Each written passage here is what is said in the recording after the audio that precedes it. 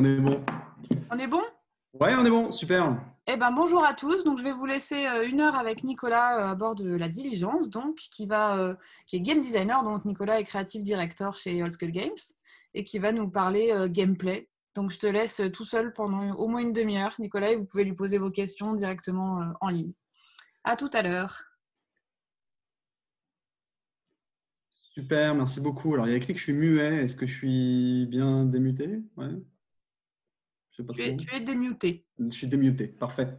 Super. Bon, bah, bonjour tout le monde.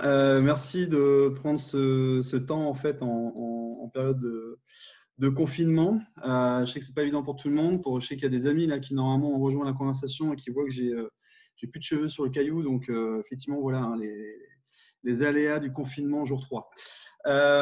Donc, en gros, aujourd'hui, on va discuter un petit peu de gameplay. L'idée, c'est de voir comment est-ce qu'on peut, dans la conception en fait, de jeux, avoir une approche rationnelle et pas juste uniquement intuitive. Donc, je vais un petit peu introduire ça. Donc, rapidement, je ne vais pas m'étaler là-dessus, mais pour parler un peu de mon parcours, moi, là-bas, j'ai commencé il y a 14 ans dans l'industrie.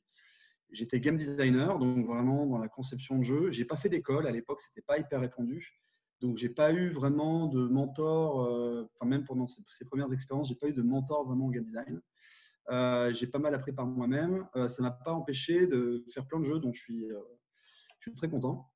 Des jeux très différents, du MMO, du jeu Nintendo DS, voilà, des jeux sur mobile, en France et au Canada. Et puis en fait, au bout d'un moment, j'ai quand même eu un peu comme le syndrome de l'imposteur, comme beaucoup de gens. Et je me suis dit, c'est cool, ça se passe bien. En plus, j'avais beaucoup de responsabilités. Je suis assez vite monté dans le management. Alors évidemment, les allées du live, c'est que je me rends compte que je n'ai pas branché mon PC.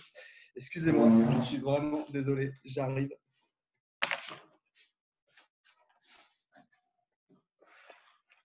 N'en fais pas, ça arrive. On voit déjà ton écran. Hein. Ok, tout va bien. Donc voilà, donc c'est vrai que j'ai eu le syndrome de l'imposteur à ce moment-là. Et en gros, je me suis dit, j'ai l'impression qu'il existe des méthodologies en fait en game design, et puis je ne les connais pas. Et j'aimerais bien apprendre à les connaître. Et je savais que dans le AAA, et notamment au Canada, j'aurais à l'époque plus de chances de découvrir ça. Et donc j'ai eu la chance de pouvoir rejoindre le studio Binox, qui est un studio qui appartient à Activision. Et en fait, je me suis retrouvé pour la première fois sur un jeu AAA. C'était mon premier jeu 3D, mon premier jeu avec une aussi grosse équipe, mon premier AAA, mon premier jeu console next-gen. Et en plus, j'étais boss fight designer d'office, ce qui fait que clairement, en termes de pression, j'étais pas mal. Et en fait, on va dire que les premiers mois n'ont pas été faciles. Je me suis rapidement rendu compte qu'effectivement, je manquais de méthodologie. Et j'ai eu la chance d'avoir des personnes qui m'ont accompagné pour justement m'aider à voir comment on peut rationaliser en fait la conception d'un jeu. C'est quelque chose qui est très accessible, donc je vous préviens, s'il y a des gens ici qui sont là un peu par curiosité, qui ne connaissent pas trop les jeux vidéo, c'est quelque chose qui est vraiment très simple à comprendre. Comme je dis souvent, c'est très logique, mais ce n'est pas évident. C'est-à-dire que ce n'est pas une évidence, on n'y pense pas instinctivement, mais en fait, une fois qu'on le sait, on se dit, bah ouais, c'est super logique. Donc, le rationnel game design, c'est quoi en fait bon, je ne sais pas trop si c'est vraiment Ubisoft qui a inventé le terme, mais disons que c'est des méthodologies qui existent depuis très longtemps, mais qui ont été il y a une espèce de vocabulaire qui s'est créé autour de Ubisoft et ses différentes écoles un peu internes pour justement, on va dire, formaliser un peu ce vocabulaire. En tout cas, c'est comme ça qu'on me l'a vendu. Puis comme c'était les anciens d'Ubisoft qui m'ont formé, voilà.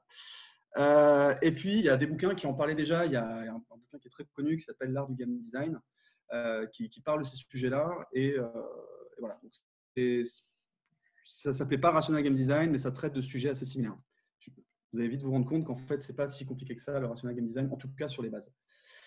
Et puis voilà, depuis 2012, j'ai donc cofondé Old School Games, qui est un studio de développement de jeux vidéo basé à Lyon. On est 45 maintenant. C'est toute une aventure à part entière et je ne vais pas m'étaler là-dessus, mais en gros, on bosse beaucoup avec des éditeurs, on fait beaucoup de jeux mobiles et un peu de jeux console. Voilà. Et tout le Rational Game Design est vraiment un vocabulaire qu'on utilise en interne en fait. Donc c'est quoi le game design déjà? Alors, je ne vais pas vous prendre la tête avec ces définitions-là. L'idée c'était juste de faire comprendre parce qu'il y a des gens peut-être qui ne connaissent pas le milieu du jeu vidéo qui pensent que le game design a une notion graphique. Alors en fait pas du tout. Le game design c'est vraiment la conception Donc, c'est un peu comme imaginer les règles d'un jeu. Donc, quand on prend un jeu de société, la personne qui a imaginé les règles, elle a fait du game design. C'est un peu la version vulgarisée de ce qu'est le game design. Après, aujourd'hui, ça va beaucoup plus loin maintenant. On parle aussi un peu d'expérience de jeu. Ça touche à d'autres départements que juste le gameplay. Ça touche à plein d'aspects différents. Mais avant tout, c'est vraiment les règles de jeu, ce qu'on appelle les mécaniques de gameplay. Et en fait, ça s'applique à tout type de jeu. Donc, en vérité, ça existe depuis des millénaires, en fait, le game design, si ce n'est que probablement, ils ne l'appelaient pas comme ça à l'époque. Ça va des jeux de société, des jeux de cartes, le fait de jouer au loup, ou je ne sais quoi. Donc, évidemment, avec la popularisation des jeux vidéo, ça s'est vraiment répandu. Comme je disais tout à l'heure, c'est quelque chose qui va beaucoup aussi s'intéresser aux émotions, aux motivations des joueurs. Donc, on parle beaucoup d'expérience de jeu et ça va toucher à d'autres départements. Comment est-ce qu'on peut véhiculer la peur à travers les couleurs, à travers une ambiance de lumière, etc. Donc, on ne parle pas que de gameplay en fait quand on parle de game design. On demande aussi beaucoup aux game designers d'avoir une compréhension du marché, de comprendre leur audience. C'est-à-dire qu'on ne fait pas un jeu pour soi, on fait un jeu pour des joueurs. Donc, c'est important de comprendre c'est qui nos joueurs. Donc, on attend aussi beaucoup ça des designers. Et aussi, un truc pour démystifier autre chose, c'est que le game design, en fait, tout le monde, finalement, dans une équipe, généralement, contribue au game design. Plein de gens vont contribuer, vont donner des idées. C'est souvent très participatif, ça dépend bien sûr des structures. Par contre, les game designers, ils sont vraiment garants de la direction et de la cohérence qu'on va avoir dans le game design. Et puis, il ne faut pas mélanger ça avec le scénario, puisque je me rends compte qu'il y a des gens qui pensent qu'en faisant du game design, ils vont faire du scénario. Et en fait, non, c'est deux choses très distinctes. En l'occurrence, dans ma carrière, j'ai quasiment pu contribuer aux histoires de quasiment tous les jeux sur lesquels j'ai bossé. Mais au moment où je faisais ça, je ne faisais pas du game design. Donc, pour être un peu vulgarisé, on va dire qu'un game designer, il ne va pas forcément faire que du game design au final dans sa carrière. C'est rare. Je vois des game designers qui font aussi de la gestion de projet, qui font aussi du scénario, qui font plein de choses. Et leur mission principale, c'est le game design. Et puis, le game design, à l'inverse, c'est quelque chose qui n'est pas poussé que par les game designers, même s'ils sont garants en fait, de la vision à ce niveau-là.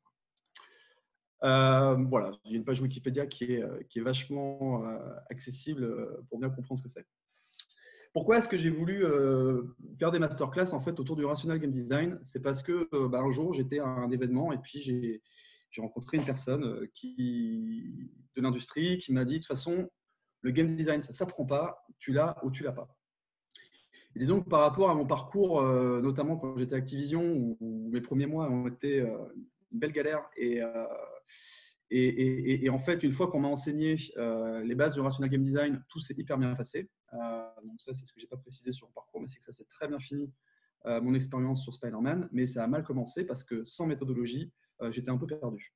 Et une fois que j'ai eu les méthodologies, ça a été vraiment une révolution pour moi, en fait. Donc, pour moi, c'est complètement faux. Ça s'apprend. Et donc, bien sûr, pour moi, il y a des méthodologies. Vous allez voir, il y en a des très simples.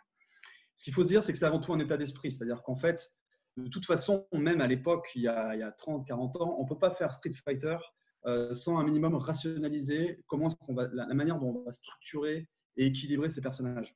On ne peut pas faire un MMO sans avoir une approche un peu rationnelle. Alors, il y a des gens, ils ont des tableaux Excel de fou, ils ont des courbes de difficulté. Donc, c'est un état d'esprit avant tout, c'est se dire, OK, je ne travaille pas que par intuition ou de manière empirique, c'est-à-dire que je fais quelque chose et je me rends compte que en fait, ça fonctionne pas, donc je me rends compte de ce qui ne fonctionne pas, donc j'améliore. Et puis de faire ça de manière empirique, je veux dire, faire un système de combat de manière empirique uniquement, je veux dire, c'est compliqué. Donc autant, ça ne veut pas dire qu'il n'y aura pas d'empirique dans le développement, évidemment, il y en a forcément, mais l'idée de rationaliser en amont, c'est de pouvoir limiter ce développement empirique. Puis comme je disais tout à l'heure, et vous allez voir, c'est super logique, mais pas évident en fait, pas une évidence, c'est ça que je veux dire, les méthodos qu'on va voir ensemble. Donc moi je dis souvent que c'est pas du tout l'ennemi de la créativité, c'est vraiment quelque chose qui permet de gagner du temps. Moi je le vois comme une boîte à outils, c'est que de temps en temps, selon les choses, les tâches que j'ai à accomplir, je vais pouvoir aller piocher dans ma boîte à outils et trouver différentes méthodologies. C'est aussi très pratique pour communiquer en fait avec les équipes, puisque du coup on a un vocabulaire commun.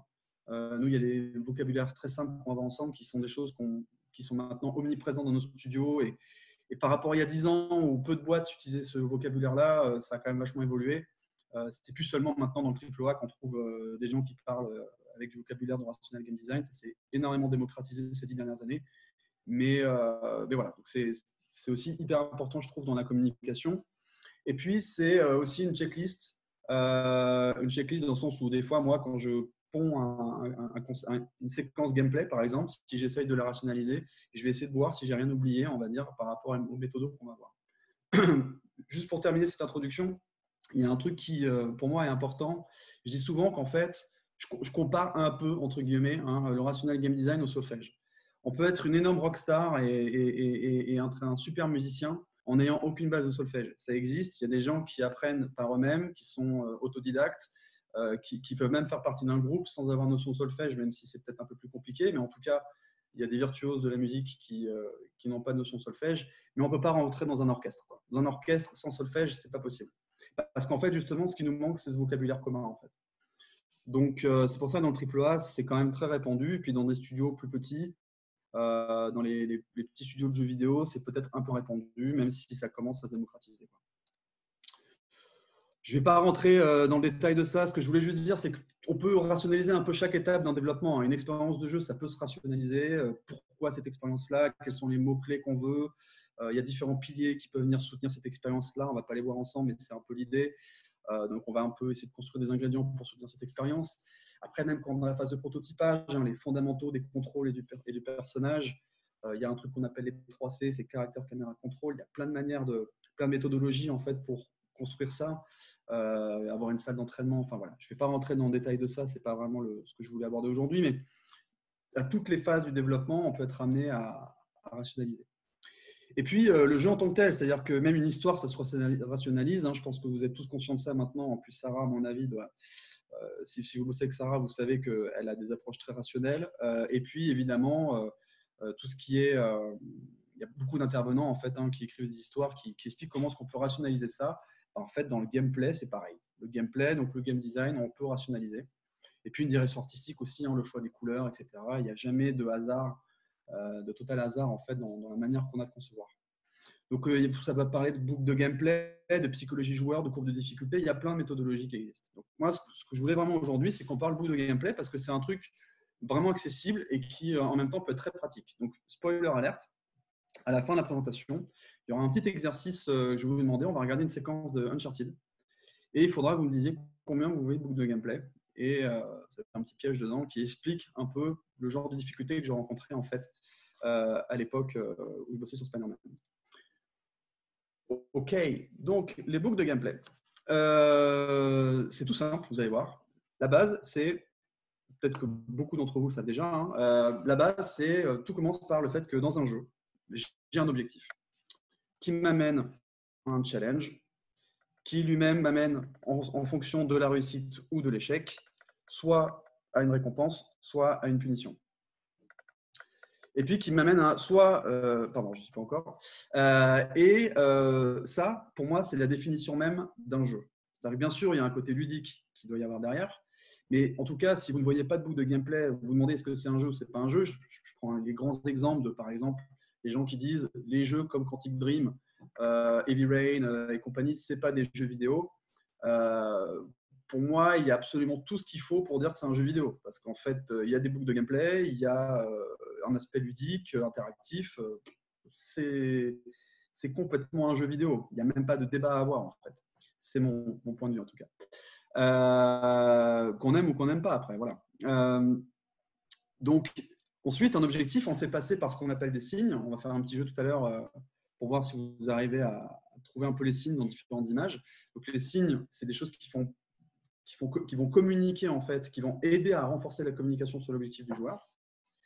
Et puis, donc en amont de l'objectif et puis en aval en fait, du challenge, il y a les feedbacks qui sont une réponse immédiate en fait, de notre réussite ou notre échec dans le jeu.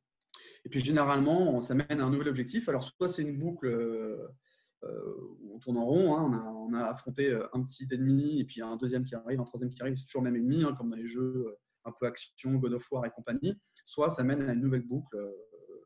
Mais en tout cas, on va forcément rentrer dans une nouvelle boucle. Sinon, ça ne devient plus un jeu. Les signes et les feedbacks. Donc, rapidement, le signe, c'est quelque chose une information qui est communiquée en amont des actions d'un joueur sur ce qu'il est possible de faire dans l'environnement.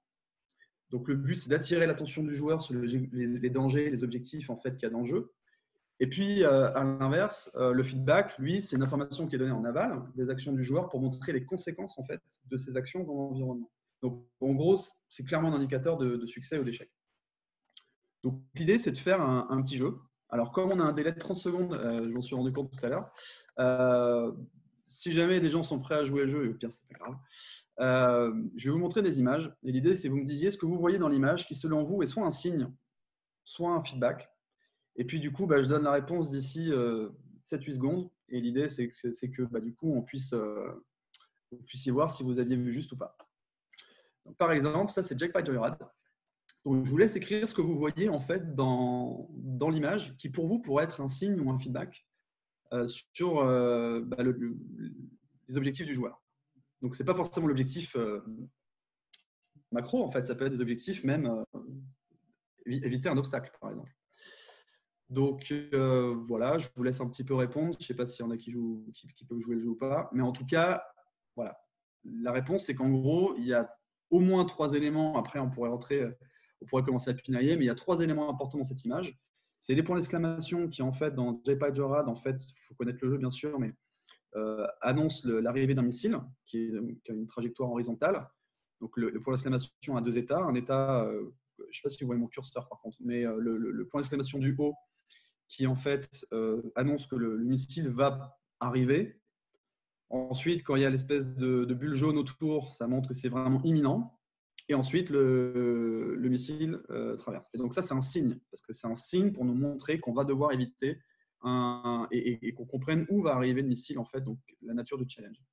On a aussi les arcs électriques, par exemple, qu'on voit là, qui sont en fait, la forme n'est pas anodine, la couleur n'est pas anodine, pour nous montrer que c'est effectivement un danger.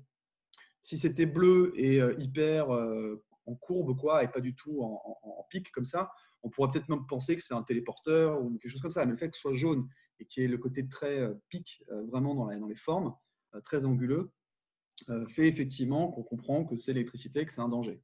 Et ça, c'est aussi un signe, en fait. C'est quelque chose qui attire notre attention sur le fait que ça, c'est un danger. Donc, comme je disais, c'est très logique. C'est peut-être même évident, mais en tout cas, on va le voir après quand ça devient plus complexe avec des jeux plus, on va dire, où c'est moins, on va dire, vulgarisé comme là, ça peut être un peu plus touchy, quoi.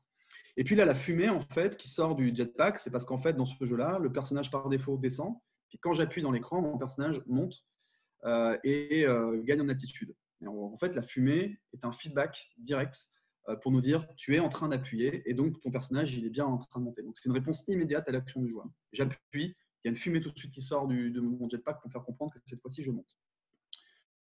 Donc voilà, ça par exemple c'est sur Mirror's Edge. Si des gens savent dire voilà un petit peu, qu'est-ce que vous voyez du coup qui pourrait être soit un signe, soit un feedback qu'on voit à l'écran. Donc là, en l'occurrence, il y a plusieurs choses à regarder. Il n'y a pas seulement des couleurs, parce que peut-être certains parmi vous savent que Mirror's Edge a été un des premiers jeux en fait, à vraiment utiliser un code couleur pour montrer ce qui est interactif.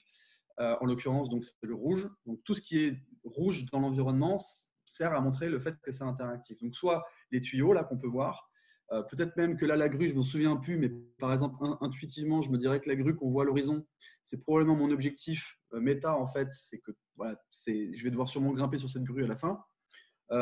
Et puis, même le gant, en fait, sur la main, qui soit rouge, rappelle justement la couleur de tout ce avec quoi on va interagir. Donc, le but, c'est de montrer que voilà, le gant rouge du personnage, c'est pour rappeler vraiment que c'est pour s'agripper à des choses qui sont également rouges, qui sont les éléments interactifs. Et il y a autre chose aussi qui est important dans cette image-là, c'est le fait que la caméra, elle est en train de basculer, en fait. Et donc, ça, en vérité, c'est parce que techniquement, il y a 2 boucles de gameplay en vérité que ça véhicule. C'est que cette caméra et la position des mains, donc aussi bien la position de la caméra que la position des mains, véhiculent les informations pour 2 boucles de gameplay. Au départ, le but du joueur, c'était de rester tout droit, en fait. Le but, c'est de garder l'équilibre. Donc, les mains ne sont peut-être même pas visibles, si ça se trouve. Ou alors, je ne me souviens plus, ou alors elles sont comme ça, en fait, bien alignées. Et donc, l'objectif de la boucle de gameplay, c'est garder l'équilibre. Donc là, il y a un gameplay un petit peu voilà, pour essayer de garder cet équilibre-là. Et puis, effectivement, un feedback d'échec, c'est tu es en train de pencher, donc tu es en train de perdre l'équilibre. Et là, en fait, quelque part, intervient une nouvelle boucle de gameplay qui est retrouve maintenant l'équilibre. Et donc, le contrôle est légèrement différent. Pas qu'il est différent, mais que c'est un challenge qui est différent, disons. Le contrôle est le même, le challenge est différent. Et le but maintenant, c'est de réussir à mettre suffisamment de force dans le joystick pour reprendre l'équilibre. Et effectivement, le feedback instantané en fait, de ma position, c'est la position de mes mains. Donc, c'est à la fois un feedback pour dire attention, tu es en train de perdre l'équilibre. Et à la fois, c'est un signe pour dire tu penches à gauche. Il faut que tu tournes à droite pour reprendre ton équilibre. Là, bon, ça, c'est un grand classique. Donc, dans tous les jeux d'action maintenant, il n'y a pas que Batman. Quand un personnage est sur le point de nous attaquer, vous pouvez faire l'exercice, mais je pense que tout le monde connaît ça. En tout cas, tous ceux qui jouent à des jeux vidéo connaissent ça. C'est un signe qui nous montre qu'un personnage va nous attaquer. Donc, voilà, les petits éclairs. Et en plus, le cercle, généralement, c'est un cercle qui va se réduire en fait dans le temps et qui, du coup, nous montre le timing exact auquel on va devoir faire une parade. Donc, en fait, les éclairs sont là pour dire attention, tu vas te faire attaquer. Et puis, il y a ce cercle, généralement, je ne sais plus si c'est le cas dans Batman, mais ça ne m'étonnerait pas. Le cercle, en fait, se réduit. Et puis, au moment où c'est vraiment complètement, c'est complètement réduit, c'est le moment où il faut généralement lancer une parade pour éviter. En fait, en l'occurrence, excusez-moi, je me trompe. Les éclairs, c'est à tout moment, je peux faire la parade. Mais par contre, ce cercle-là, c'est le temps que j'ai pour le faire. Excusez-moi. Ça, c'est donc un des mobs de Mario. Et donc, évidemment, à l'époque de Super Mario Bros. 1, enfin de Mario Bros. Et donc des pâtés de pixels qu'on avait en fait à l'époque de la NES, c'était pas évident forcément de lire vraiment la menace. Donc, en plus, il n'y avait pas de tutoriel ou quoi que ce soit dans ce genre de jeu. Donc, clairement, il est rouge, il a pas l'air sympa, il y a des pics sur le dos, on a compris qu'on ne peut pas lui sauter dessus. Donc là, plutôt évident. Et peut-être que des personnes ici sont au courant de l'anecdote autour de Goomba, mais voilà, c'est une supposition qui avait été faite, mais il me semble, je ne crois pas que Miyamoto l'ait confirmé particulièrement, mais en tout cas, voilà, à l'époque, il faut se remettre dans le contexte. On a un jeu qui se joue sans tutoriel, on a quand même des jeux très pixelisés, ces personnages-là sont peu détaillés. Comment est-ce qu'on comprend dans un jeu où dans la vraie vie, c'est pas intuitif de sauter sur des gens pour les écraser. Donc, comment on fait dans un jeu qui commence d'abord par Jumpman et ensuite par Mario Bros pour faire comprendre que, donc, en l'occurrence dans Mario Bros, que pour tuer cet ennemi-là, on peut lui sauter dessus. C'est pas forcément quelque chose qui nous semble évident, en tout cas à l'époque, même si aujourd'hui tous les jeux le font. C'est pas évident à l'époque. Donc du coup, il y a la forme en fait du Goomba qui clairement rappelle en fait un espèce de bumper en fait. Il a une forme qui se prête bien à être écrasé. Et d'ailleurs, c'est un des seuls mobs de Mario Bros 1 qui a 2 animations de mort, soit quand on l'écrase, soit quand on lui tire une boule de feu et qu'en fait à ce moment-là il tombe comme la plupart des ennemis. Les ennemis ont tendance à tomber hors de l'écran, mais lui c'est un peu l'exception où lui la manière qu'il a de mourir, c'est vraiment de se faire écraser parce que c'était un feedback important de c'est bien ça qu'il faut faire pour tuer le Goomba, qui est le premier ennemi qu'on rencontre dans le jeu. Et puis là, en fait, c'est que dans Mario Galaxy, donc là, c'est un des Mario un peu plus évolués, on a des petits Goombas où, en fait, on peut leur sauter dessus. Et à ce moment-là, on arrive à les vaincre tout de suite. Ou alors, on peut, cette fois-ci, dans ce jeu-là, taper. Donc, on peut mettre des coups de poing, en fait, aux ennemis dans Mario Galaxy. Et quand on met un coup de poing à un Goomba, il se met à tourner en toupie avec ces petites étoiles en fait autour de lui. Donc selon vous, en fait, qu'est-ce qui est signe ou feedback? En fait, est-ce que les étoiles sont un signe ou un feedback? Et donc la réponse est qu'en fait, c'est les deux. C'est parce qu'en fait, c'est 2 boucles de gameplay. Il y a une première boucle de gameplay qui est que je dois essayer de le taper. Donc là, il y a tout un challenge en fait qui est qu'il faut que j'arrive à m'approcher de lui, mais que je le tape avant que lui me touche. Et en fait, la réponse, quand j'ai réussi en fait à le sonner en le tapant, c'est du coup les étoiles. Mais c'est également le signe, parce que une fois qu'il est sonné, il faut aller l'achever. Bon, ça du coup, je ne l'ai pas précisé, ça aurait pu vous aider. Mais il faut aller l'achever simplement en rentrant en contact avec. Et à ce moment-là, Mario met automatiquement un coup de pied pour achever le petit Goomba. Ça, typiquement, c'est un signe, en fait, le fait qu'il tourne pour te dire attention, tu as un temps limité pour aller l'achever concrètement. Et pourquoi les étoiles? Parce que dans tous les cartoons, c'est pour faire comprendre qu'un personnage est sonné, mais que c'est temporaire. Si jamais l'ennemi il avait des ZZZZ autour de lui, on ne penserait pas qu'il faut aller l'achever et qu'on a un temps limité. On se dirait que ça y est, on l'a eu, en fait, il est KO et c'est bon. Le fait qu'il y ait les étoiles qui rappellent ce code, cette signature, hein, on appelle ça une signature, la signature des cartoons, pour faire comprendre que ça tourne et même généralement la vitesse en fait se ralentit et puis même le son en fait fait comprendre que ça se ralentit et on comprend que le personnage au bout d'un moment va se réveiller. Donc ça c'est un signe pour nous faire comprendre c'est le moment, mais tu as une fenêtre d'opportunité limitée pour l'achever.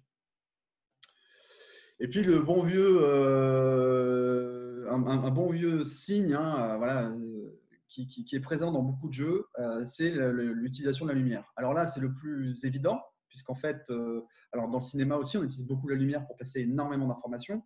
Dans le jeu vidéo, c'est pareil. Dans le jeu vidéo, on utilise beaucoup la lumière pour communiquer soit des informations par rapport à la réalisation, l'histoire, l'expérience, évidemment, mais aussi pour faire comprendre, puisque là, on est dans un média interactif, pour faire comprendre l'objectif du joueur. Donc, la lumière, ici, c'est assez évident. On a quelque chose de très éclairé par rapport à tout le reste qui est vraiment dans la pénombre. Donc, on comprend que probablement, la suite de l'histoire se passe à cet endroit-là, en fait.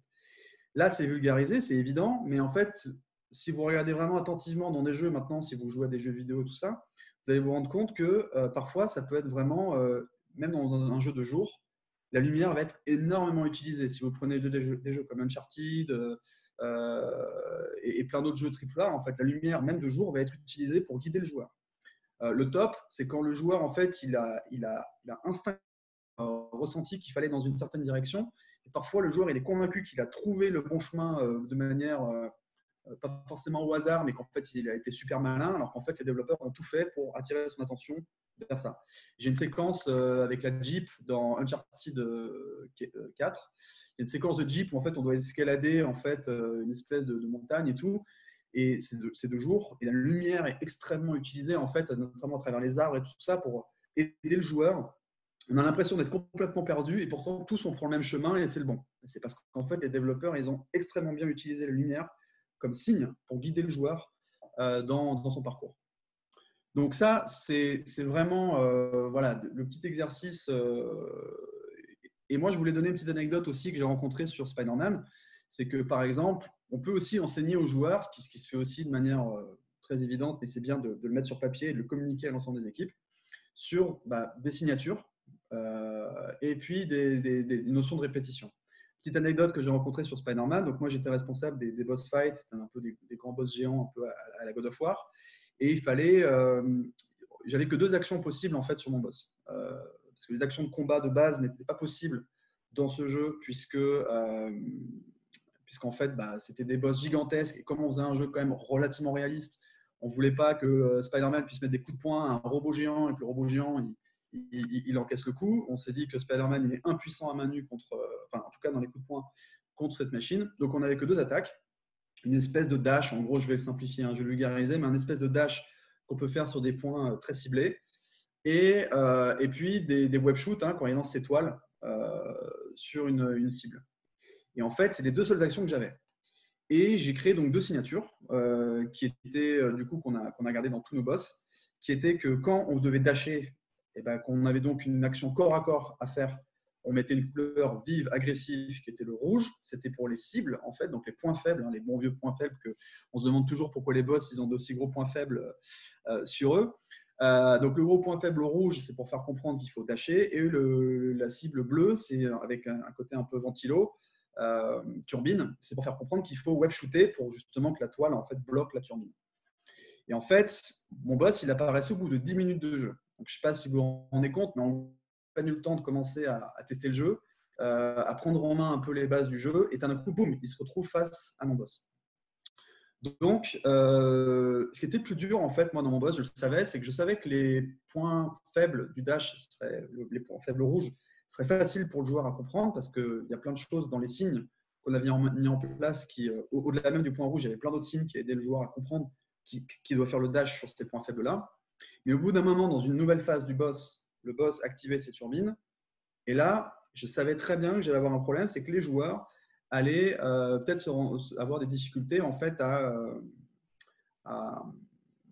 comprendre que cette fois-ci, ce n'est pas du dash qu'ils doivent faire, mais lancer des toiles. Donc, ce que j'ai fait, c'est que je me suis dit, on va intégrer une turbine dans le donjon 10 premières minutes de jeu, donc, parce que moi, on arrive déjà au bout de 10 minutes, on va intégrer une turbine qui rappelle tous les codes de la turbine du boss. Elle est bleue, c'est une turbine, voilà. Sauf que là, il a tout son temps, le joueur, dans ce donjon, pour lancer des toiles sur la turbine pour la bloquer. Il le fait plusieurs fois dans le donjon pour qu'au moment où il arrive au boss, ce soit super intuitif pour lui que dès qu'il voit apparaître des turbines bleues, il sait qu'il doit lancer l'étoile. Et c'était assez marrant parce que d'ailleurs, j'ai eu un petit couac parce qu'en fait, on s'était mis d'accord avec un level designer. Donc, les level designers, c'est ceux qui créent les niveaux. Et donc, il y avait un level designer avec qui on s'était mis d'accord pour intégrer en fait cette turbine.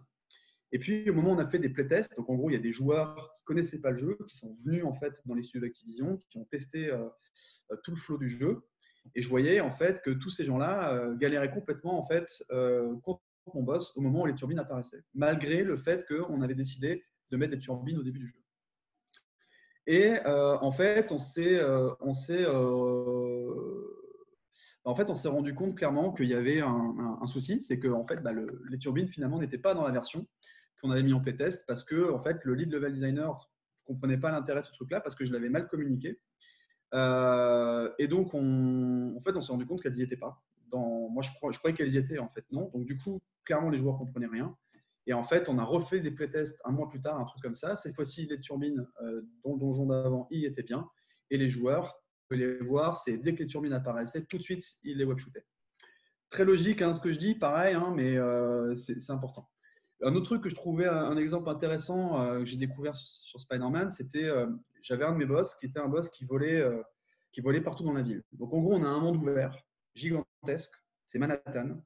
Spider-Man, on voulait vraiment qu'il puisse naviguer librement, ce qu'on appelle un open world, hein, le fameux monde ouvert. Et ce robot, il est capable de se déplacer n'importe où. Et on doit être dans une action permanente entre Spider-Man et ce boss. Donc juste petit jeu, à votre avis, quelle est la plus grosse galère que peut rencontrer un designer sur un truc comme ça? Donc le but, c'est qu'en fait, on veut de l'action corps à corps, permanente, et en même temps, on peut être n'importe où dans la ville.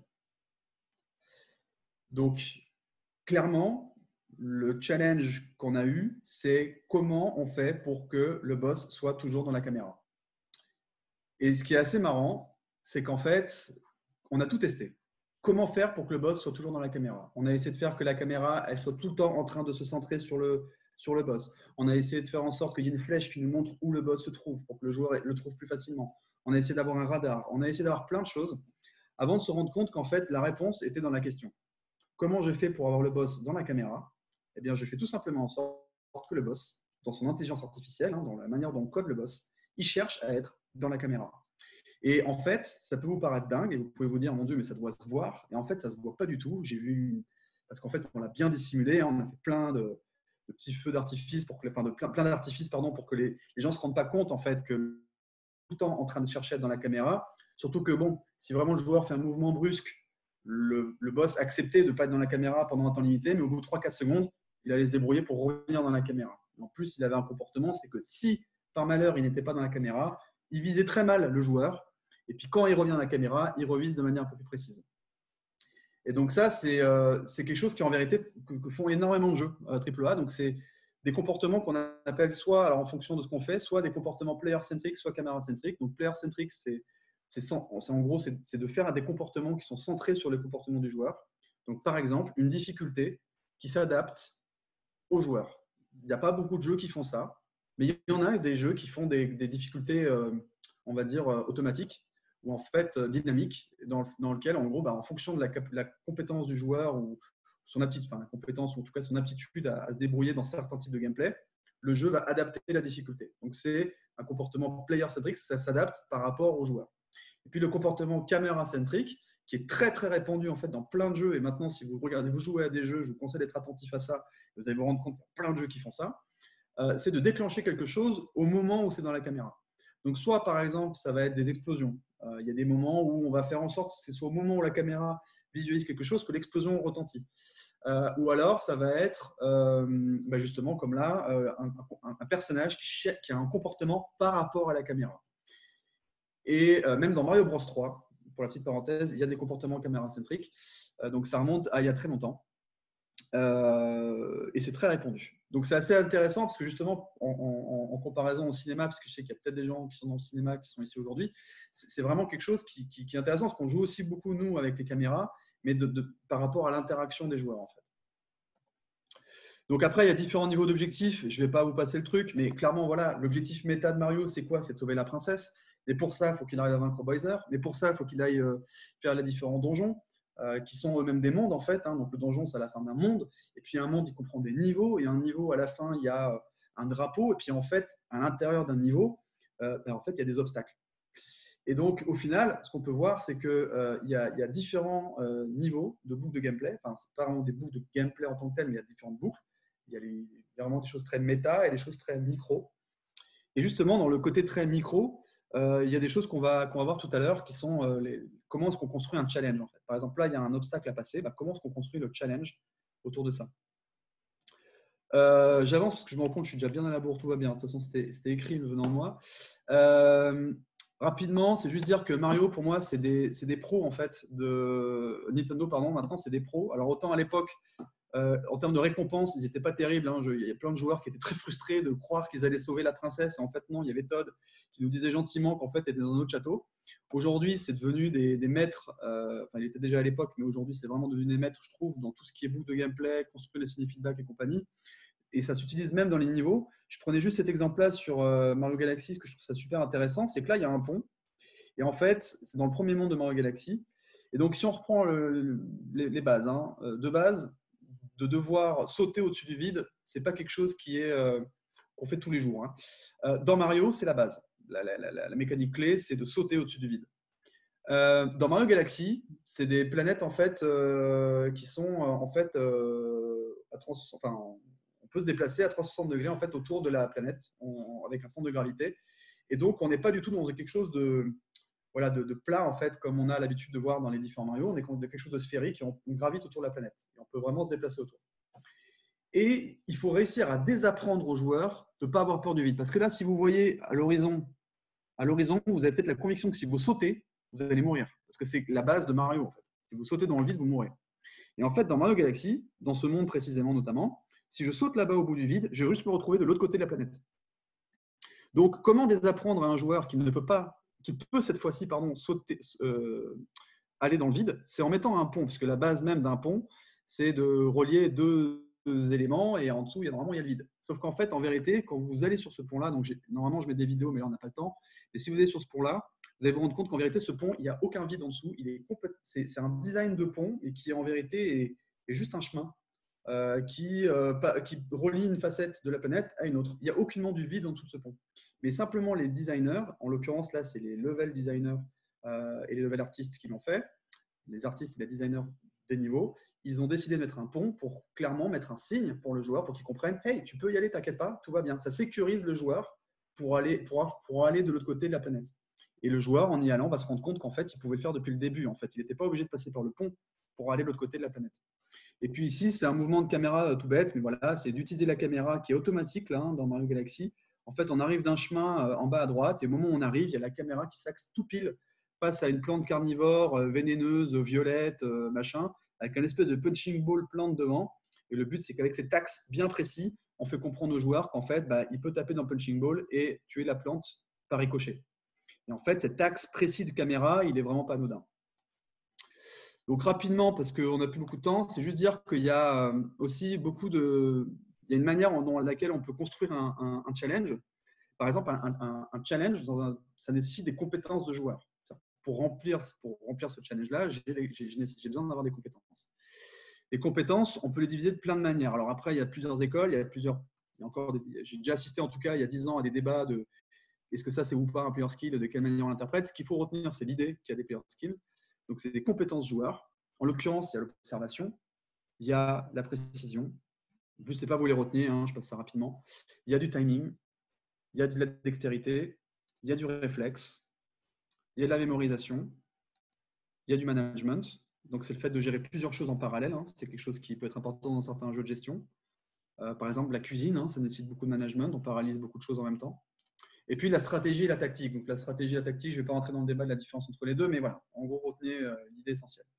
Et en fait, tous, intuitivement, on va utiliser ces plusieurs skills-là. Par exemple, si demain, vous devez faire un shooter pour quelqu'un qui ne connaît pas trop les jeux vidéo, qui découvre un peu ce que c'est un shooter, vous allez d'abord mettre une cible immobile, hein, la bonne vieille cible immobile, et ça va être le premier challenge que vous allez donner. Et le but, ça va être d'utiliser son observation et sa précision. On observe qu'il y a une cible, et ensuite, on est précis pour viser et on tire. Après, quand vous allez refaire une cible pour son deuxième challenge, vous allez peut-être naturellement faire quoi? Est-ce que ce serait le prochain truc que vous feriez? Je vous laisse réfléchir à la réponse. Mais en l'occurrence, probablement, ce que vous allez faire, c'est d'avoir une cible qui va se déplacer, par exemple, de gauche à droite, avec, on va dire, une répétition. Et généralement, ce que va faire un joueur, c'est qu'il va placer son arme au centre et il va attendre que la cible en fait, passe devant son viseur pour tirer. Et donc là, il fait preuve de timing.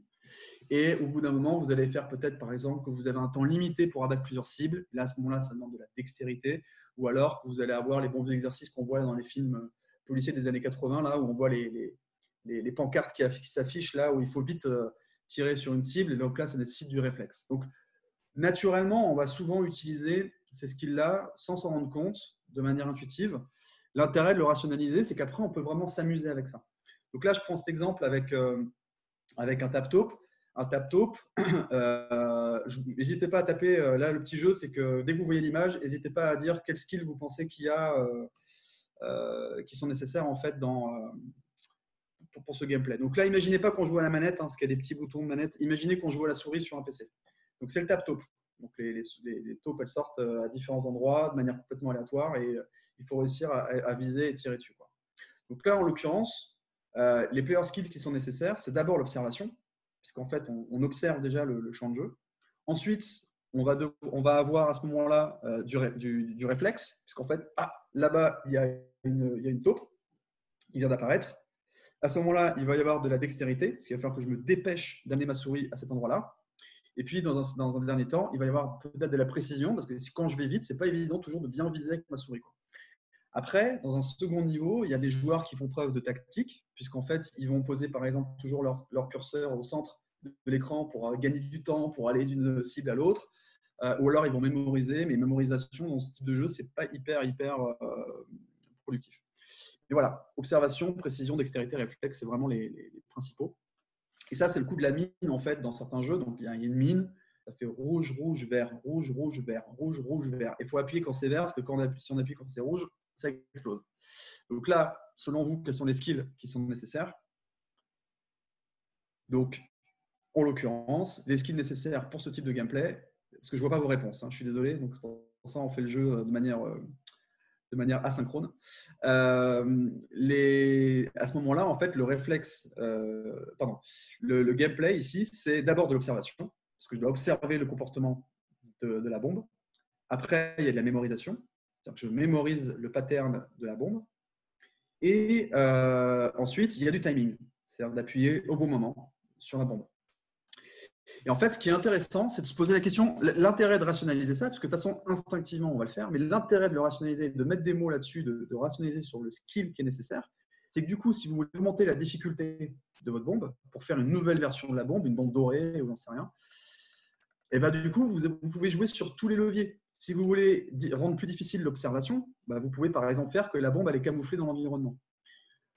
Si vous voulez augmenter le challenge de mémorisation, vous pouvez faire une bombe dans laquelle en fait le pattern de mémorisation est plus compliqué. Au lieu d'avoir rouge, rouge, vert, rouge, rouge, vert, vous pouvez faire rouge, rouge, vert, rouge, vert, rouge, rouge, vert, rouge, vert. Hop, ça complexifie un peu la mémorisation. Et si vous voulez simplement augmenter le challenge de timing, et ben en fait vous pouvez simplement faire que entre rouge, rouge, vert, rouge, rouge, vert. Évidemment, la difficulté n'est pas du tout la même que rouge, rouge, vert, rouge, rouge, vert, rouge, rouge, vert. Donc voilà. Donc il y a plein de manières d'augmenter la difficulté. Et en fait, le fait de rationaliser, même si c'est très logique, on se dit ouais, est-ce que j'ai vraiment besoin de ça? C'est qu'en fait, ça ouvre énormément de portes en fait dans la manière dont on va rationaliser son concept. Ça, c'est les jeux d'observation. Donc là, par exemple, vous voyez ce qu'on appelle un jeu d'hidden object, un objet caché. Donc il y a plein d'objets. Et je vais vous dire un objet que vous devez trouver. Et par exemple, je vais vous dire, vous devez me trouver le casque de Valkyrie. Donc là, par exemple, vous avez vu le casque de Valkyrie. Vous l'avez trouvé, donc il est tout à gauche. Je ne sais pas si vous voyez ma souris, mais il est tout à gauche. Et maintenant, je vous demande de me dire où est le panneau où il y a écrit import. Il se trouve que probablement, en balayant tout à l'heure l'écran, vous avez mémorisé en fait où se trouvait en fait le mot import. Vous l'avez mémorisé. Donc même si votre œil était toujours focalisé sur le casque de Valkyrie, vous avez rapidement trouvé le mot import. Donc en fait, là-dedans, ce qu'on se rend compte, c'est qu'il y a de l'observation, il y a la mémorisation, et puis il y a de la précision, puisqu'en fait, bon, alors la précision, attendez, c'est un grand mot, on s'entend, hein, on a tout notre temps généralement pour cliquer et c'est pas très compliqué de cliquer, mais bon, sur le principe, il y a quand même de la précision. Et puis sinon, stratégie tactique, c'est parce qu'il y a différentes manières qu'ont les joueurs de ce type de jeu d'approcher le truc. Il y en a qui vont balayer l'écran dans leur observation d'une manière différente, en partant du centre, en balayant de droite à gauche, ou en diagonale, enfin j'en sais rien. Donc il y a différentes manières de faire. Ce qu'il faut comprendre aussi dans tous ces skills-là, c'est qu'il n'y a pas un skill qui soit vraiment stressant. C'est-à-dire qu'en fait, la mémorisation, la stratégie, l'observation, c'est des compétences qui sont très chill. On est là pour se détendre, on n'est pas là pour stresser. J'ai déjà vu parfois des concepteurs qui vont essayer d'imaginer un mini-jeu dans ce type de jeu et qui vont mettre des mini-jeux qui demandent de la dextérité, du réflexe ou même du timing. Ce n'est pas des compétences que recherchent ces joueurs-là en fait au moment où ils jouent à ça. Ce qu'ils cherchent, c'est à se détendre. Donc du coup, c'est intéressant aussi dans l'exercice de rationalisation de se dire est-ce que je suis bien en train d'utiliser des skills que recherche ce joueur-là dans son expérience utilisateur. Donc voilà, pour donner un petit exemple, moi par exemple, dans les FPS, je me suis rendu compte que les shooters, j'adorais jouer à des jeux tant que les jeux ils étaient solo. Je parle de l'époque d'Half-Life et tout ça. J'avais l'impression que j'adorais ce type de jeu. Puis un jour est venu Counter-Strike et j'ai eu l'impression que je détestais ces jeux-là. La raison, c'est que tout simplement, je suis très mauvais en réflexe et en dextérité. Et que du coup, je me suis rendu compte que naturellement, mes goûts m'attiraient plus vers des jeux de stratégie et de timing, par exemple, qui sont un type de jeu, un type de skill que je me sens à l'aise. Et qu'au contraire, tous les types de skills où je ne me sentais pas à l'aise, comme par exemple la dextérité et le réflexe, et ça c'est même dans la vraie vie, hein, c'est-à-dire que je déteste être au goal, au foot, tellement je suis nul, en dextérité et en réflexe. Du coup, dans tous les jeux qui vraiment me challenge beaucoup là-dedans, c'est un problème. Donc naturellement, je n'y vais plus. Pourtant, au fond de moi, j'adorais aimer ces jeux-là. Et je n'y arrive pas parce que je suis trop nul. Donc ça me frustre. Voilà, tous les skills sont nécessaires. Je ne vais pas rentrer dans les détails parce que je suis à la bourre, mais tous les skills sont nécessaires dans ce type de jeu. Certains sont plus importants que d'autres. Timing, pour ceux qui se posent la question, c'est parce qu'en fait, les grenades, les lance-roquettes ou un personnage ou un sniper, par exemple, nécessitent du timing. En l'occurrence, d'ailleurs, ce que j'adore jouer dans ce type de jeu, c'est plutôt soit sniper, soit lance-roquette, qui est complètement rien à voir, on s'entend, mais qui sont justement des armes qui nécessitent plus de notions de timing. Et c'est pour ça que moi, j'adore ça. La stratégie, surtout pour le sniper, c'est ça mon arme préférée dans ce type de jeu, parce que c'est de la stratégie et du timing. Donc, mes goûts m'attirent. En fait, c'est dire que les goûts font qu'on va s'entraîner en certains skills, mais les skills vont aussi influencer nos goûts, en fait. J'en suis convaincu. Je ne rentre pas dans le détail de ce truc-là, c'est juste dire que Tetris, entre le vieux Tetris de la Game Boy et le Tetris de la PS4, il y a énormément de choses qui ont changé, alors que c'est le même concept. C'est le même concept, sauf qu'en fait, on peut mettre de côté des pièces dans la version PS4, ce qui fait que du coup, c'est du management. On a plusieurs pièces d'avance qu'on peut voir, alors que dans la version Game Boy, on en avait une seule. Je ne sais pas si vous voyez mon curseur, j'espère. Du coup, ça renforce, on va dire, le côté mémorisation et stratégie. Et puis aussi, un truc qui était très frustrant pour ceux qui ont joué à la version Game Boy de Tetris, c'est qu'il n'y avait pas de quadrillage. Et le nombre de fois où je croyais être aligné sur une certaine colonne et qu'en fait, j'étais légèrement décalé d'une colonne à gauche ou à droite et qui me faisait péter les plombs, parce que finalement, c'était un problème de précision. Et en fait, clairement, il y a une précision dans la version PS3, pardon, parce qu'il y a un petit fantôme de la pièce qu'on voit en bas là, qui montre où est-ce que la pièce va atterrir, et en plus, il y a le quadrillage. Donc au final, on peut estimer que le parti pris, qu'on aime ou qu'on n'aime pas la version PS3, le parti pris des développeurs était de renforcer le côté mémorisation, de renforcer le côté stratégie et de diminuer le côté plus précision, qui n'est pas, selon eux, je pense, pas l'ADN que devrait être Tetris. Tetris, ce n'est pas un jeu où le but devrait être précis, ça devrait être un jeu éventuellement un peu de réflexe à un certain moment, hein, mais aussi et avant tout de stratégie et de management. Comment est-ce que je manage mon espace, etc. Donc, c'était pour le petit exemple. Et puis, pour la récompense, pour terminer, voilà, il y a différentes manières de faire des récompenses. Bien sûr, on pense toujours à donner de l'argent aux joueurs, on pense à donner à des nouvelles compétences, un nouveau niveau dans son jeu, etc.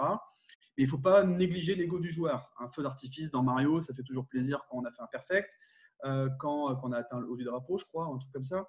Et puis dans un ennemi, par exemple, où je pense notamment à un boss qu'on a galéré à vaincre, son animation en fait de mort, hein, quelque part, elle est hyper importante d'être bien, parce que c'est une récompense pour le joueur. C'est vraiment, t'as galéré, ça y est, profite, c'est contemplatif.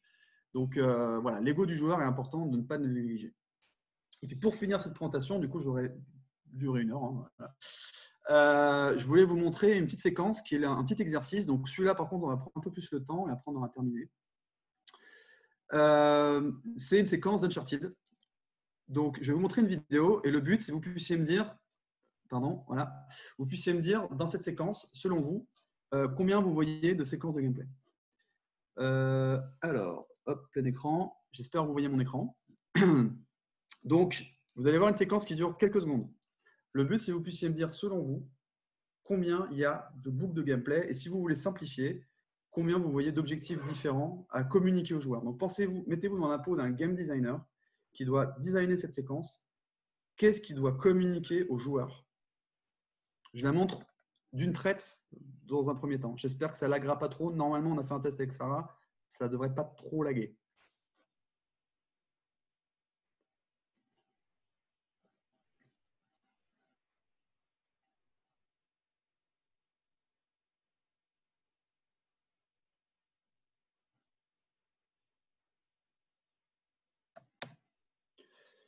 Voilà. Donc déjà, on peut voir que la boucle macro, hein, c'est simple. On est en train de poursuivre, enfin macro de la séquence, on est en train de poursuivre un méchant, hein, voilà, un ennemi. On le poursuit à travers la ville. On doit toujours les coller au train. Hein. Le but, c'est de ne pas le perdre de vue. C'est typiquement le genre de jeu où si on perd l'ennemi de vue, on a généralement échoué. Mais il se trouve que cet ennemi, en fait, va effectivement prendre un autre chemin que nous. Et on va devoir nous prendre un chemin alternatif pour le rejoindre parce que le chemin que lui a pris n'est plus empruntable. Donc on doit prendre un chemin alternatif et rejoindre cet ennemi-là. Et la récompense méta de cette séquence, c'est effectivement qu'on se sent intelligent en tant que joueur. Ah, j'ai pris un raccourci, j'ai réussi à l'avoir. Et donc les personnages véhiculent ça puisqu'on entend le putain de l'ennemi qui montre que il m'a eu Nathan Drake. Et puis Drake qui fait surprise enfoiré, qui donc, du coup vulgaire, mais qui montre que voilà, je suis plus malin que toi. Donc ça, c'est vraiment l'expérience un peu méta. On veut que le joueur se sente malin d'avoir trouvé ce chemin alternatif.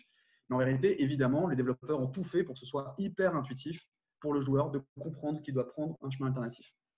Donc, je remets la séquence une dernière fois, et après, je donnerai un peu la résolution, mais comptez le nombre de gameplay, de séquences, de boucles de gameplay, pardon, que vous voyez.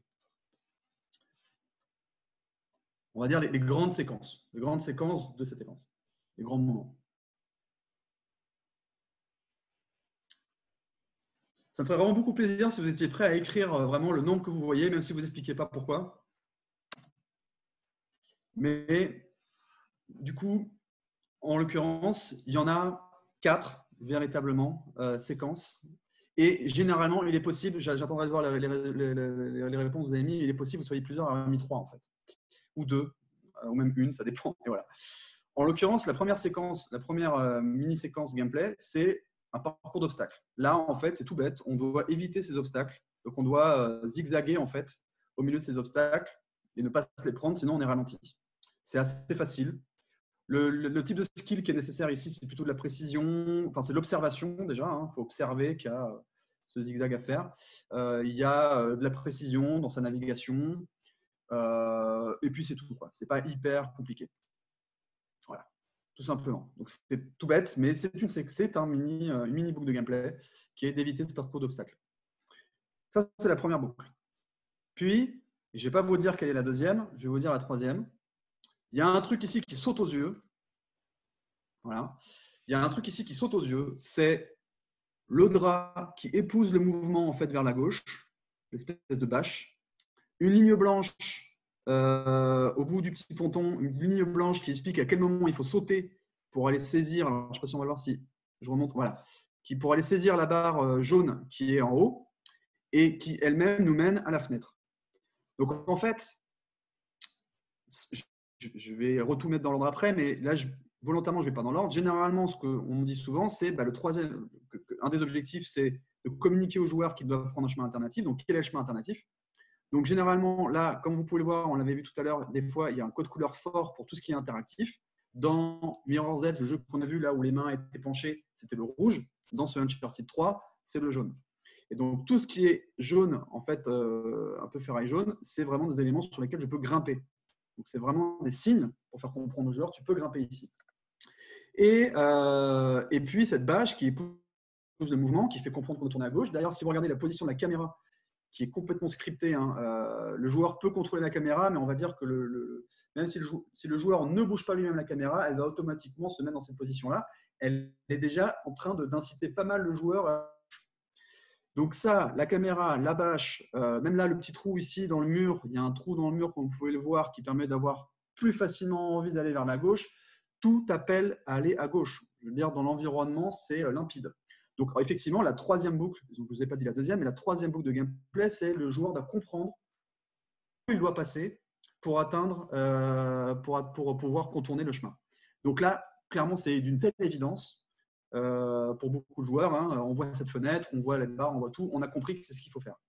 La quatrième phase, évidemment, c'est le petit parcours d'obstacles ici, qui nécessite un peu de timing, plus ou moins, hein, qui est qu'il faut appuyer au bon moment en fonction du balancement des jambes pour sauter et atteindre la fenêtre. Donc ça, c'est la quatrième séquence qui est de nouveau un passage d'obstacle. Donc là, moi, je vous en ai cité 3. J'ai cité en l'occurrence la première, la troisième et la quatrième. Et il y a un truc que je me rends compte que beaucoup de gens négligent et qui, en fait, est dû au fait que vous connaissez la résolution de ce truc-là. Et c'est le cas d'un designer, quand il conçoit, il connaît la résolution. C'est qu'il oublie une information très importante qui est qu'il faut communiquer absolument au joueur qu'il ne peut pas prendre la porte qu'a pris le méchant. Et ça peut paraître tout bête, mais en fait, ça aussi, ça nécessite des signes et des feedbacks. Et en fait, on a tendance, en tant que designer, si on ne rationalise pas et qu'on ne pose pas ces boucles de gameplay en fait, sur le papier, on a tendance à les négliger parce qu'en fait, on sait déjà quelle est la résolution, donc on va mettre toute notre énergie autour de cette fenêtre. En l'occurrence, ici, c'est tellement bien fait que même s'ils n'avaient pas bien communiqué qu'on ne peut pas prendre la porte, ça aurait quand même été suffisant éventuellement, tellement ils l'ont bien fait. Mais en vérité, le joueur, ce qu'on veut éviter, c'est qu'il se retrouve comme un idiot devant la porte, à penser qu'il peut l'ouvrir. Donc, il faut absolument lui faire comprendre, tu ne peux pas prendre ce chemin. Et ça, c'est un challenge avant tout d'observation. Donc, c'est un challenge d'observation. Et par contre, la troisième boucle qui est de comprendre qu'on doit passer par la gauche, c'est entre guillemets de la stratégie. C'est « Ah, je peux passer à gauche et je suis super malin ». C'est l'observation et la stratégie. Mais clairement, de comprendre que je ne peux pas prendre la porte, c'est uniquement de l'observation. Et ça nécessite, justement parce que c'est l'observation, beaucoup de signes et feedback. Et en fait, rien n'est fait au hasard. La lumière, au fond, qui permet de faire ressortir le personnage. Le fait que la porte, le portail en fait, que l'ennemi emprunte, ce n'est pas une porte opaque, c'est une porte qui a des barreaux, qui permet de voir au travers, qui permet du coup de voir l'animation du personnage derrière les barreaux, qui est en train de fermer la porte derrière lui. Le son, le grincement de la porte.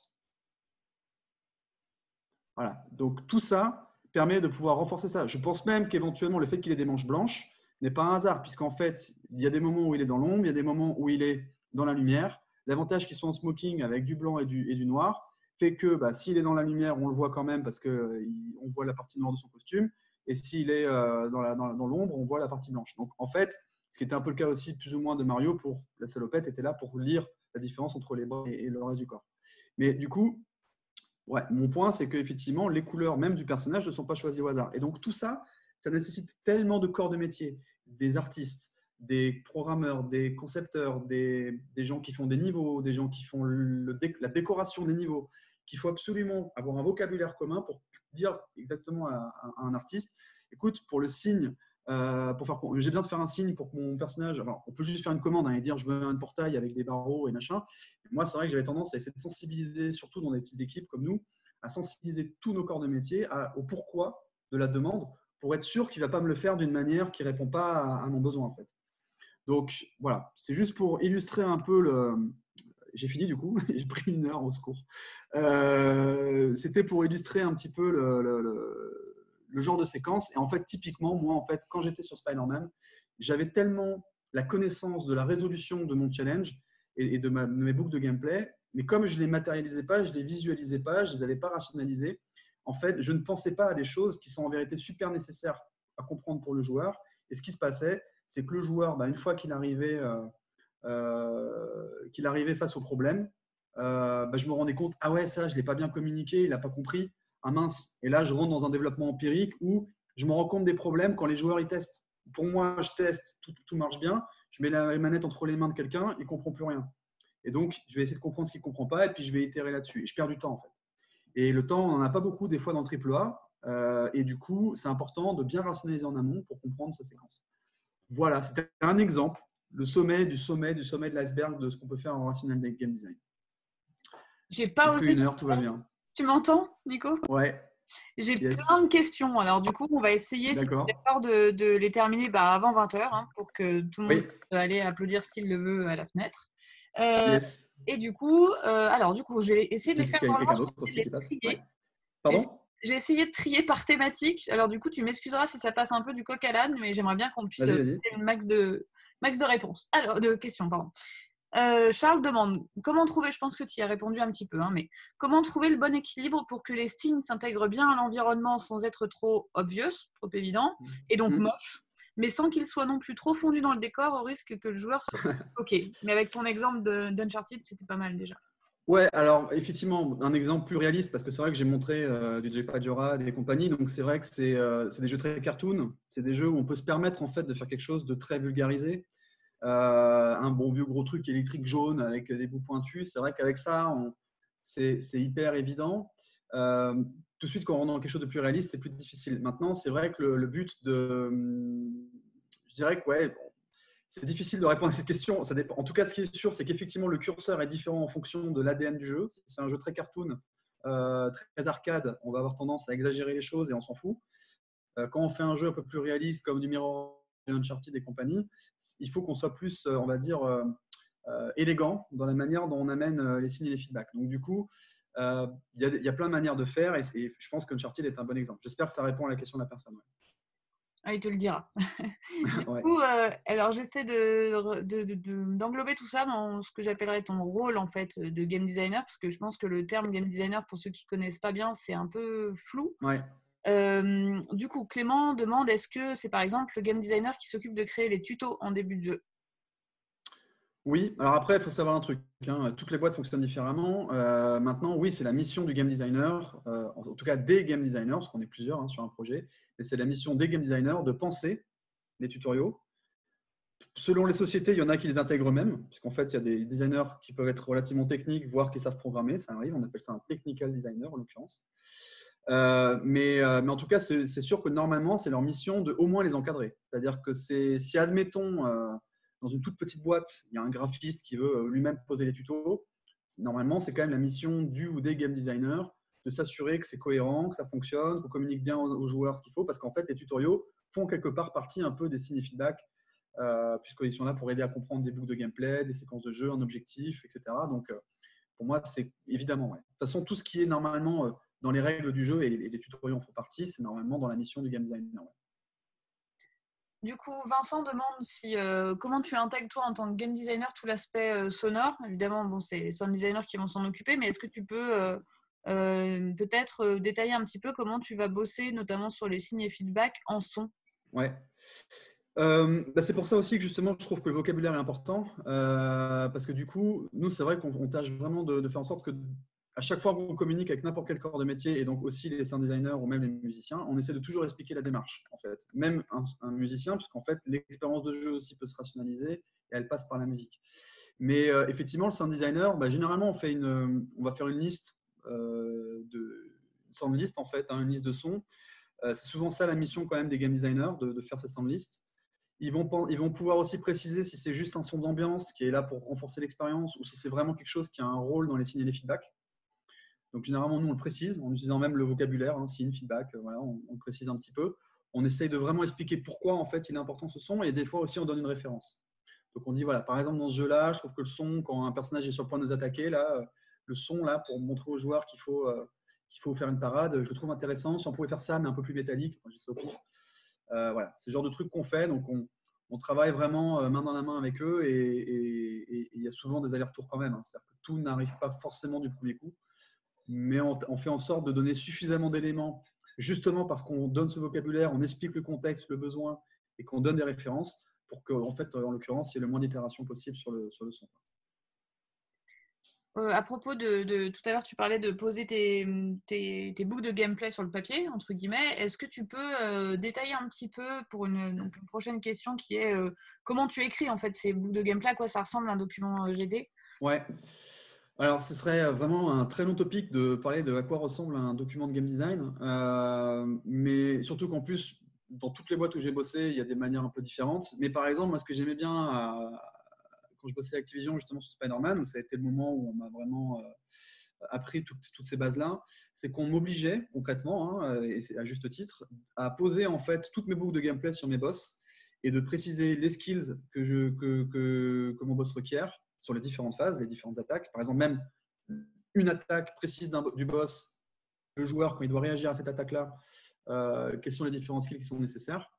Et puis du coup, en fait, mon document, ça va être un document qui présente d'abord un petit peu les intentions déjà de mon boss. Pourquoi je veux faire ce boss-là? Qu'est-ce que je veux que le joueur vive comme expérience? Après, je vais rentrer un petit peu dans les grandes mécaniques avec les différentes phases. Je vais peut-être expliquer un peu le flow des différentes phases. Après, je vais décrire chacune des phases. Je vais essayer de vraiment penser aux différentes fonctionnalités qui sont nécessaires. Donc là, ça nécessite un peu d'expérience pour comprendre aussi, du point de vue des programmeurs, en fait, quelles sont les différentes fonctionnalités qu'il va falloir développer. Et puis ensuite, je vais effectivement, pour chacune de mes différentes attaques ou différents objectifs du joueur, je vais essayer de décrire les différentes boucles de gameplay en précisant les signes de feedback, les différents player skills nécessaires. Il y a un truc que je trouve aussi vachement intéressant que me disait le directeur créatif, que j'ai toujours, je trouve que c'est une phrase vraiment cool, qui est le boss design, c'est pas à propos de ce que fait le boss, c'est à propos de ce que fait le joueur. Et en fait, c'est un excellent contexte pour se mettre dans la peau de ce que doit faire un designer quand on fait un boss. On n'est pas là pour penser à ce que va faire le joueur, à ce que va faire le boss. Et on a tendance à faire ça en fait, parce qu'on veut que ce soit épique, on va penser à tout ce que lui va pouvoir faire. Donc on va décrire le boss beaucoup, mais on ne va pas assez décrire ce que fait le joueur en fait, en face. Alors qu'en vérité, le plus important, c'est qu'est-ce que fait le joueur et pourquoi c'est épique pour le joueur en fait.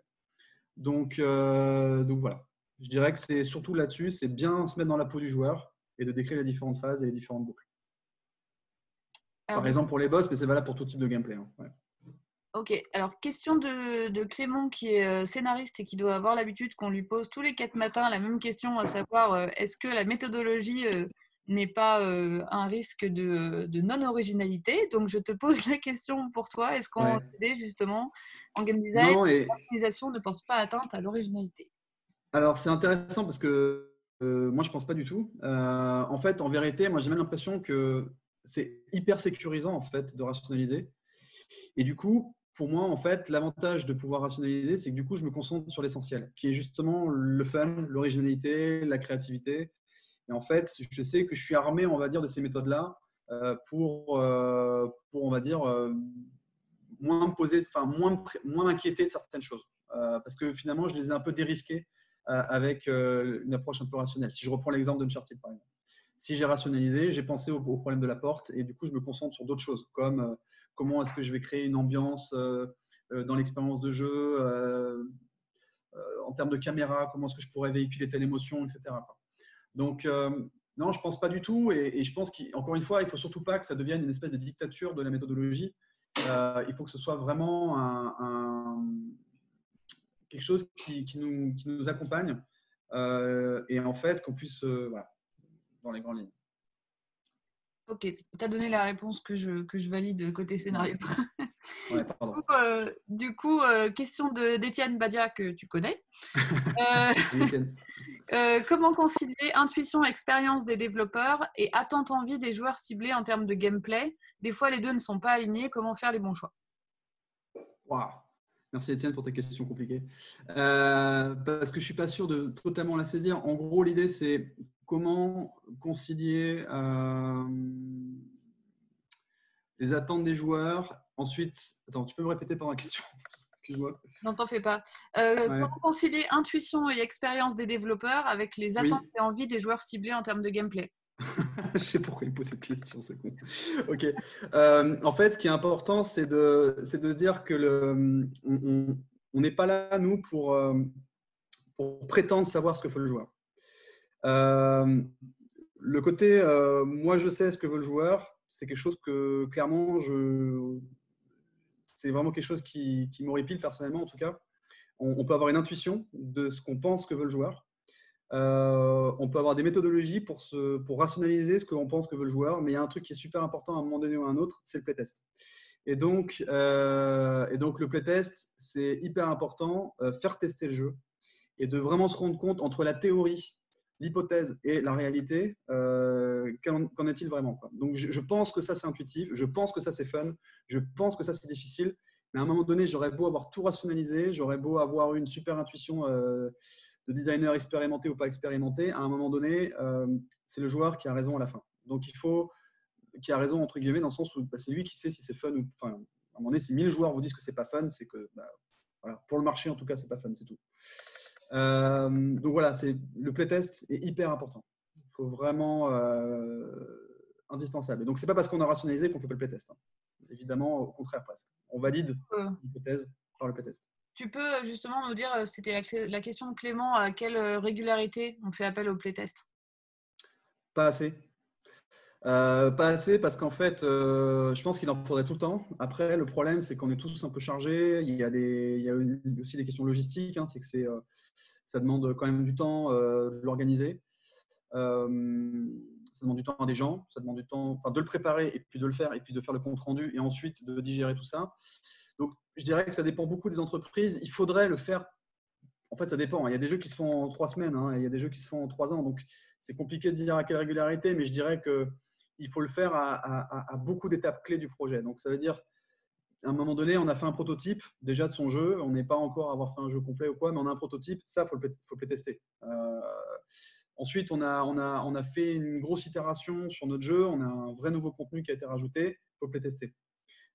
Et puis quand on est en alpha, en bêta, alors c'est les grandes étapes hein, du jeu, enfin il y en a plusieurs, mais voilà, il faut playtester, et puis même parfois plusieurs fois. Moi par exemple, j'étais très content sur Spider-Man qu'on ait fait 2 playtests, un au moment où justement on s'est rendu compte qu'il n'y avait pas les turbines qui étaient intégrées dans le donjon précédent.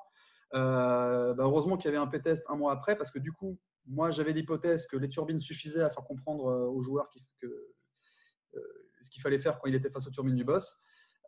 Et en fait, comme elles n'étaient pas intégrées au moment du playtest, je m'en suis rendu compte. Heureusement qu'il y avait un playtest un mois après pour que je puisse valider que ce qui a été changé a été fonctionnel. Et donc, en fait, c'est valable pour plein d'autres corps de métier où on a envie de valider que ce qu'on a fait, l'itération qu'on a réalisée, elle est bien efficace.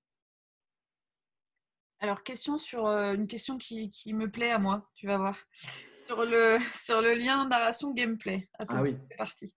Du coup, Charles demande, peux-tu nous donner un exemple de game design qui a gâché un jeu dont l'histoire était bonne, et à l'inverse, un game design qui a magnifié un jeu dont l'histoire n'avait rien d'enthousiasmant?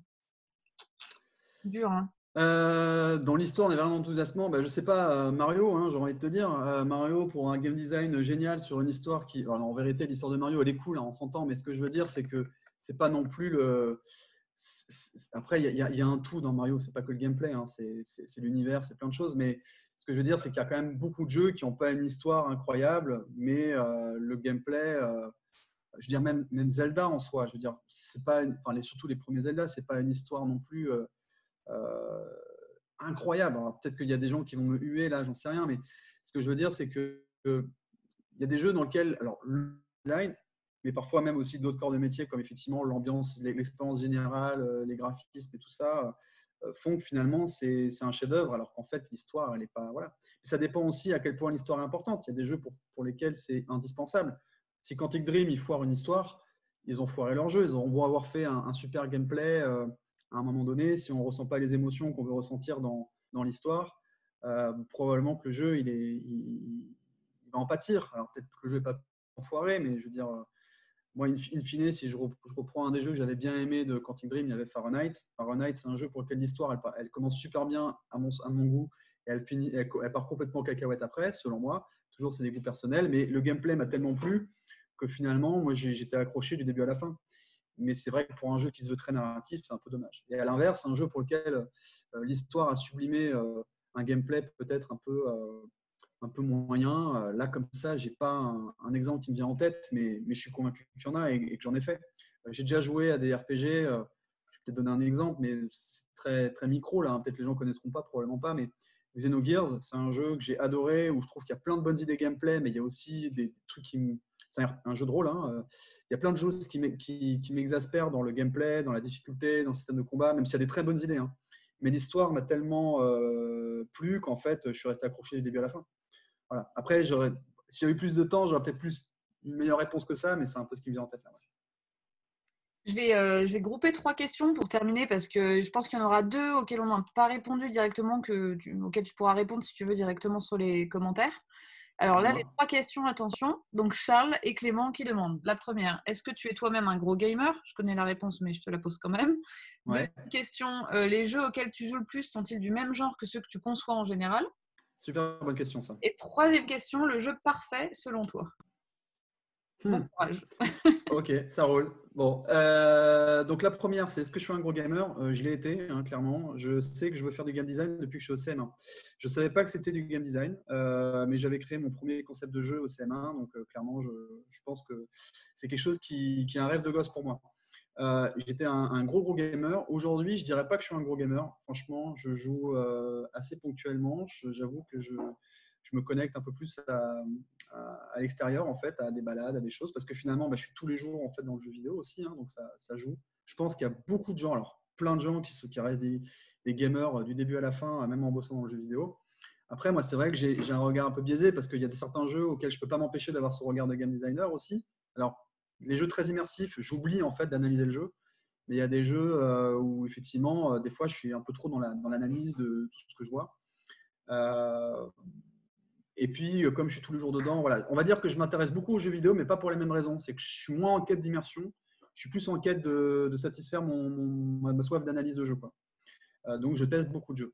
Et en l'occurrence, pour une autre question qui est est-ce que je joue à des jeux et est-ce que j'aime faire des jeux auxquels je joue et inversement, je me suis rendu compte que non. J'aurais vraiment pensé au début que c'était le cas. En l'occurrence, j'étais fan de RPG plus jeune et le premier jeu que j'ai fait avant même de rentrer dans l'industrie, c'était un jeu amateur, c'était un RPG. Mais en fait, plus le temps a passé et finalement, j'ai bossé sur des jeux de mode, sur des jeux de cuisine. J'ai bossé sur du MMO en Kama, alors que, attention, je vais me faire huer, mais j'étais pas un fan d'Ankama à la base. Et j'ai adoré ces expériences-là, en fait. Parce que finalement, c'est justement cette envie de comprendre vraiment l'audience et qui m'a vraiment plu. Quand ma nièce, qui à l'époque avait 7 ans, elle jouait au jeu de cuisine que j'avais fait sur Nintendo DS et qu'elle s'éclatait, parce que c'était un jeu pour les petits qu'on avait fait, c'était un Léa Passion.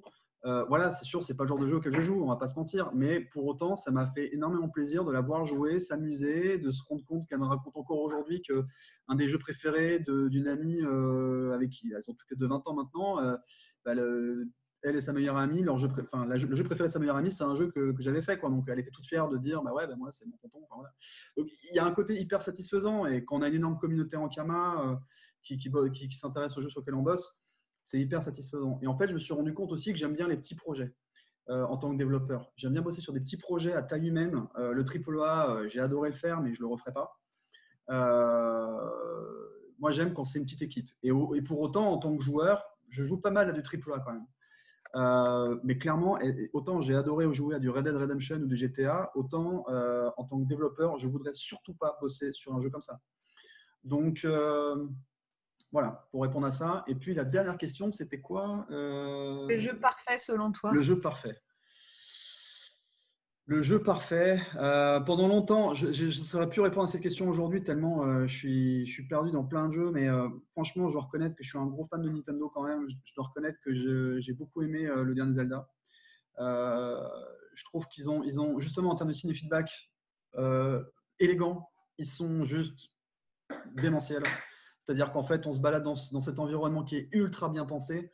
Et en fait, à chaque fois, on voit un endroit, ça a l'air suspect, on dit tiens, ça a l'air bizarre cette petite montagne là-bas, mais en fait, on a l'impression que c'est un détail. Donc on se dit, il n'y a peut-être rien là-bas parce que c'est un détail. Et puis on y va et il y a quelque chose, quoi. Et il y a toute une expérience à vivre là-bas. Et j'ai trouvé que cette manière qu'ils ont de créer plein de chemins alternatifs, en fait, qui à chaque fois nous créent une expérience un peu unique, j'ai trouvé ça génial. Je suis un gros fan aussi de Shadow of the Colossus, mais pourtant, c'est un jeu très imparfait. Mais typiquement, c'est un jeu où je trouve que l'histoire, enfin, dans le gameplay, les deux sont cool, mais c'est un jeu imparfait quand même, mais il est génial. Et pour terminer, je dirais que j'ai aussi un jeu que j'ai vraiment trouvé bluffant, alors que j'y avais joué étant gamin et j'y ai rejoué récemment, c'est le Zelda,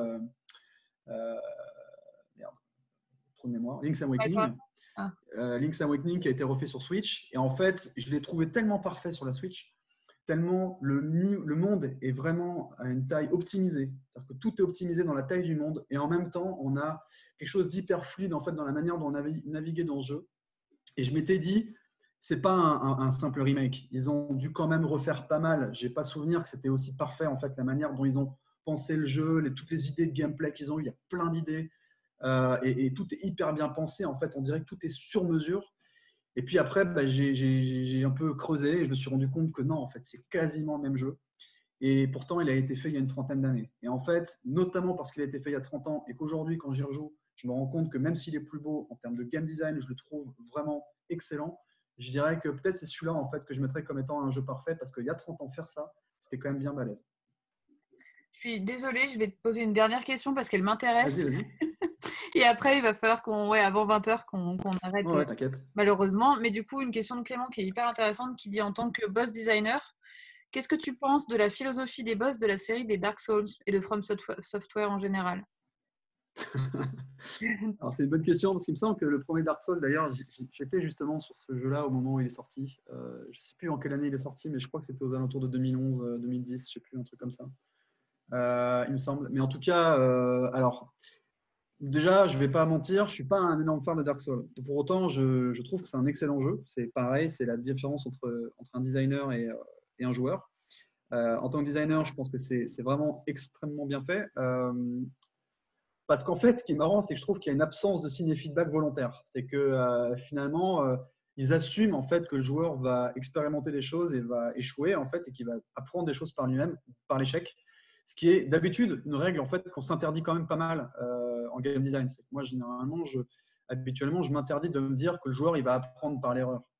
Pour moi, il n'apprend pas parce qu'il n'a pas compris. Il ne doit pas échouer parce qu'il n'a pas compris. Il doit échouer parce qu'il a raté le challenge.